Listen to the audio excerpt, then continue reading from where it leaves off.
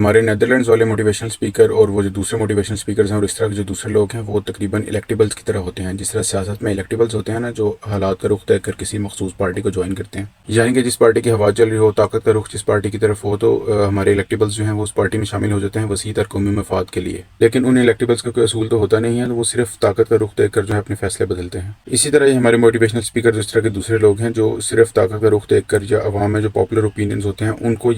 کو سپورٹ کرتے ہیں، ان کو ٹو کرتے ہیں اپنی پاور، اپنی فیم اور اپنے پیسوں کے لیے۔ مثال کے طور پر اگر یہ اس حدیث کو بیان کرتے ہیں کہ جی مسلمان جو ہے وہ ایک جسم کی طرح ہیں اور مسلمانوں کو کہیں بھی کوئی تکلیف ہو رہی ہو تو تمام مسلمان اس تکلیف کو محسوس کرتے ہیں، جس طرح جسم کے کسی ایک حصے میں بھی درد ہو تو تمام جسم جو ہے وہ بے چین ہوتا ہے۔ لیکن یہ حدیث انہیں فلسطین کے لیے یاد آتی ہے، یہ حدیث انہیں کبھی شام کے لیے، کبھی یمن کے لیے، کبھی چائنا کے مسلمانوں کے لیے، اس طرح اور جو دوسرے افریقہ میں یا اس طرح اور جو دوسرے علاقوں میں مسلمان جن پہ ظلم ہو رہا ہے ان کے لیے انہیں یہ حدیث کبھی یاد نہیں آئی، یا اگر کبھی یاد آئی بھی ہے تو اتنی شدت سے یاد نہیں ہے جتنی شدت سے انہیں فلسطین کے لیے یہ حدیث یاد آتی ہے۔ یعنی کہ فلسطین کے لیے جو درد یہ عوام کو شو کرواتے ہیں وہ درد انہیں دوسرے ریجنز کے لیے محسوس کیوں نہیں ہوتا؟ ایسا شاید صرف اس لیے ہے کیونکہ یہ لوگ بھی الیکٹیبلز کی طرح ہی ہیں، یعنی کہ یہ صرف مفاد کو دیکھ کر، طاقت کا رخ دیکھ کر، پاپولر اوپینینز کو دیکھ کر اپنے فیصلے بدلتے ہیں، ان کا اپنوں کی ذاتی اصول تو ہوتا نہیں ہے۔ اب چونکہ فلسطین کے نام پر لوگوں کے جذبات کو ایکسپلائٹ کرنا بہت آسان ہے اور ظاہر ہے اس سے آپ پاپولرائز بھی بہت زیادہ ہوتے ہیں، آپ کے پیسے بھی اچھے بن جاتے ہیں، تو بس ہمیشہ یہ آپ کو فلسطین کے لیے روتے دھوتے نظر آئیں گے، لیکن باقی مسلمانوں کی انہیں کوئی پرواہ نہیں ہے۔